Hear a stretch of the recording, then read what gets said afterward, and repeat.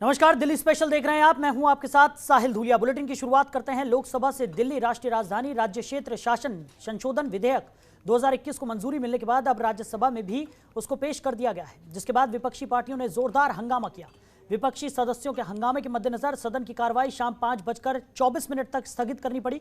बता दें कि राजधानी दिल्ली में उपराज्यपाल की शक्तियों को परिभाषित करने के लिए पेश किए गए बिल को लेकर राजनीतिक घमासान मचा हुआ है।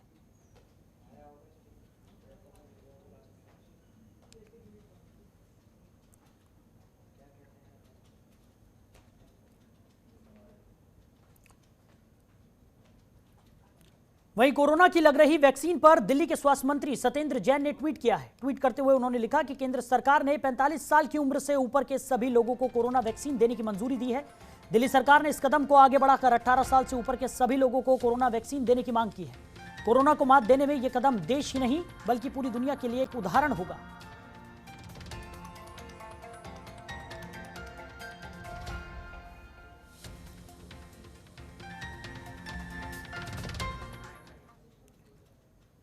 वहीं आम आदमी पार्टी के एमपी भगवंत मान ने हरसिमरत कौर पर निशाना साधा है और निशाना साधते हुए ट्वीट किया कि मैं हरसिमरत कौर बादल को चैलेंज करता हूं कि जब 5 जून 2020 को तीनों किसान विरोधी बिल कैबिनेट में आए थे, तब आप फूड प्रोसेसिंग मिनिस्टर थी। तब आपने मीटिंग में क्या बोला था? मीटिंग के मिनट जनता के सामने रखे। हरसिमरत कौर जी, तुहानू चैलेंज करदा मैं कि तुसी किसानां दे सामने 5 जून 2020 ਦੀ ਜਿਹੜੀ ਕੈਬਨਿਟ ਮੀਟਿੰਗ ਜਿਹਦੇ ਵਿੱਚ ਪਹਿਲੀ ਵਾਰ ਇਹ ਤਿੰਨੋਂ ਕਾਨੂੰਨ ਆਏ ਸੀ ਤੇ ਤੁਸੀਂ ਉਸ ਮੀਟਿੰਗ ਦੇ ਵਿੱਚ ਹਾਜ਼ਰ ਸੀ ਤੇ ਤੁਸੀਂ ਲੋਕਾਂ ਨੂੰ ਕਹਿੰਦੇ ਹੋ ਕਿ ਮੈਂ ਇੱਥੇ ਵਿਰੋਧ ਕੀਤਾ ਤਾਂ ਇਸ ਤਰ੍ਹਾਂ ਦੇ ਮਿੰਟਸ ਜਾਰੀ ਕਰੋ। वहीं आम आदमी पार्टी विधायक राजेंद्र पाल गौतम ने यूपीएससी डीएसएसबी की तरफ से जारी की गई रिक्तियों में एससी, एसटी, ओबीसी और ईडब्ल्यूएस के आरक्षण के विषय पर बैठक बुलाई, जिसमें ज्यादातर विभागों का ब्यौरा रोस्टर के अनुसार था, लेकिन कुछ विभाग पूरे दस्तावेज नहीं लाए, जिसके बाद विधायक राजेंद्र पाल गौतम ने अफसरों को पूरे दस्तावेज तैयार करने को कहा। वहीं अगले शुक्रवार को दोबारा बैठक होगी।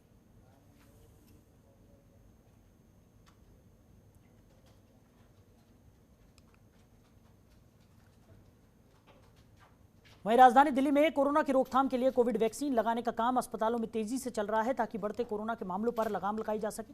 अस्पताल में एक कोविड वैक्सीन पर किस तरह काम चल रहा है, इस बात के मद्देनजर पूर्वी दिल्ली के सांसद मनोज तिवारी जग प्रवेश अस्पताल में कोविड वैक्सीन सेंटर में औचक निरीक्षण करने पहुंचे। मनोज तिवारी ने कहा कि राजधानी दिल्ली में दोबारा से कोरोना के केसेस में बढ़ोतरी हो रही है। इसी के चलते दिल्ली की जनता को जागरूक किया जा रहा है और वैक्सीन लगवाने के लिए अपील भी की जा रही है, ताकि दिल्ली में कोरोना वायरस पर लगाम लगाई जा सके और लोगों को बचाया जा सके।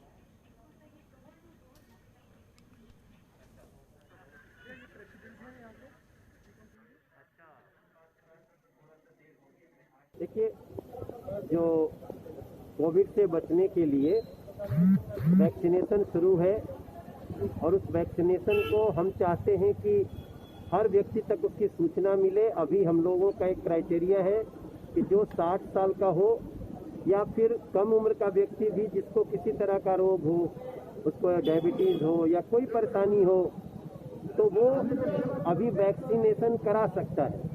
तो उसके लिए हम लोग तरह तरह से लोगों को मोटिवेट करने में लगे हैं और आज मैंने जग प्रवेश चंद्रा में जो एक सेंटर है वैक्सीनेशन का, जिनको वैक्सीन लग रहा है उनसे मिले।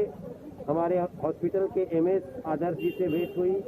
हमारी ज़िले की जिलाधिकारी जो इस पूरे वैक्सीनेशन टीम को लीड कर रही हैं, वो यहाँ उपस्थित हैं। हमारे सभी एडीएम, एसडीएम सभी लोग मिल करके हमारी कोशिश है कि लोगों तक सही मैसेज जाए कि आप घबराइए नहीं। प्रधानमंत्री ने भी वैक्सीन लिया है, राष्ट्रपति जी ने भी वैक्सीन लिया है और जो नहीं लिया है वो इंतजार कर रहा है जितना जल्दी हो जाए। 15-20 मिनट हो गए, अब ये जा रहे, हमें कुछ भी नहीं, जैसे आए हमें भी सुबह हो गई। अच्छा कोई दिक्कत नहीं भाई, अभी तो कुछ नहीं, आगे के बारे में पता नहीं, लेकिन अभी ठीक है, आपको दिक्कत नहीं है? फिट है जैसे थे वैसे। अच्छा, क्या मानते हैं वैक्सीन लग रही है? कई लोग इस तरीके को मतलब कि कहते हैं तो 2 बार आए, सवेरे भी आए, अगर यही न होता तो हम आते थी। 5:30 बजे यहाँ से गए, फिर क्या 7 बजे आ जाइए, मेरी गाड़ी लेके आई। अच्छा। दिल्ली में कोरोना महामारी को देखते हुए जगप्रवेश चंद अस्पताल ने पिछले लगभग 10 दिन से अपनी पूरी तैयारी जोरों पे की हुई है। 3 दिनों से जब पूरी तरह से प्रशासन ग्रासरूट पर है, एसडीएम साहब, एमएस साहब का पूरा स्टाफ, जगप्रवेश चंद अस्पताल के सारे कर्मचारी घर घर जाकर डोर टू डोर सर्वे हुआ। इसके अलावा उन्होंने कल से 6 इस पे सेंटर बना दिए जो आज से अपने पूरी तरह से कार्यरत हैं। किसी भी स्थिति में आप सुबह 9 बजे से लेकर रात को 9 बजे तक आएँ, इमीडिएट आपका काम होगा। जितने लोग लाइन में हैं उन लोगों को सबको अवेयर कर दिया गया है कि भाई आप लोग अपना आधार कार्ड अपने साथ रखें, जिससे किसी को भी कोई परेशानी ना हो पाए। कहना चाहूँगी कि सभी को वैक्सीनेशन करानी चाहिए जो 60 से ऊपर है, और वो हमें लोग करा रहे हैं।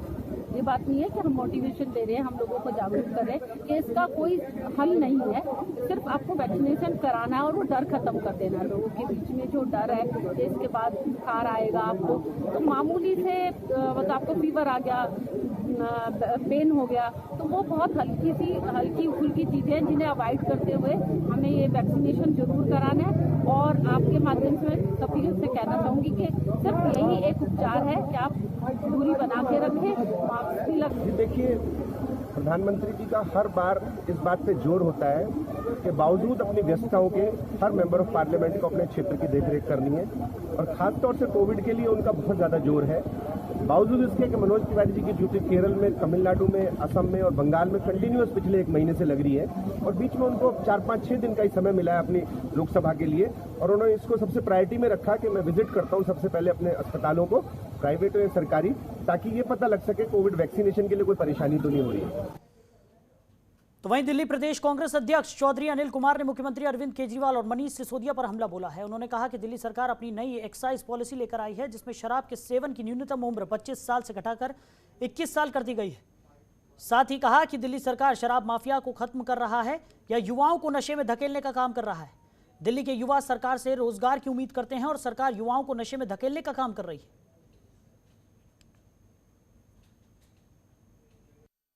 दिल्ली की कैबिनेट यानी कि अरविंद की सरकार ने एक घोषणा की है। बड़े दुख के साथ मैं ये शेयर करना चाहता हूँ कि साथियों, आज दिल्ली के अंदर जो शराब पीने की जो उम्र है वो 25 साल से घटा करके आज 21 साल कर दी गई है। दिल्ली के इस फैसले ने, मैं समझता हूँ, दिल्ली के जो युवा सरकार से रोज़गार की उम्मीद रखते थे, अपने भविष्य की सुरक्षा के लिए रोजी रोटी की उम्मीद रखते थे, आज उस सरकार ने उसको नशे की तरफ धकेलने का काम किया है। पहले ही हमारे दिल्ली के वो लाखों युवा जिनको नौकरी नहीं मिल रही है, मानसिक तनाव में है, ना केवल वो तनाव में है, उनके परिवार तनाव में। तो अरविंद केजरीवाल का ये कथन कि ये फैसला कालाबाजारी को रोकने में कारगर साबित होगा, मैं अरविंद से पूछना चाहता हूँ कि आखिर कैसे उम्र को घटा करके आप कालाबाजारी पे लगाम लगा सकते हैं, यानी कि 25 से 21 साल कर देना कहाँ से शराब के माफिया पर लगाम लगाएगा, इसका प्रश्न का जवाब आप जरूर दें। तो वहीं दक्षिण पश्चिम जिले के किशनगढ़ थाने की पुलिस ने देर रात एक व्यक्ति से लूटपाट कर भाग रहे 3 आरोपियों में से एक आरोपी को पकड़ लिया, जबकि 2 आरोपी भागने में कामयाब रहे। इसके साथ ही आरोपी के कब्जे से एक पिस्तौल और लूटा गई रकम भी बरामद कर ली गई। वहीं गिरफ्तार आरोपी की पहचान मोहित के रूप में की गई है। दक्षिण पश्चिम जिले के डीसीपी इंगित प्रताप सिंह ने बताया कि क्षेत्र में लूटपाट के बढ़ते मामलों को देखते हुए किशनगढ़ थाने के एसएचओ विनोद कुमार सिंह के नेतृत्व में गश्त के लिए टीम का गठन किया गया था। पेट्रोलिंग के दौरान उन्होंने देखा कि एक लड़का एक व्यक्ति का पीछा कर रहा था।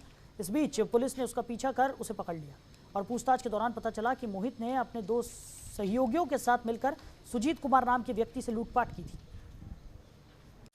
खबरों के निष्पक्ष विश्लेषण के लिए सब्सक्राइब करें Jantantra TV and press the bell icon. Never miss any update.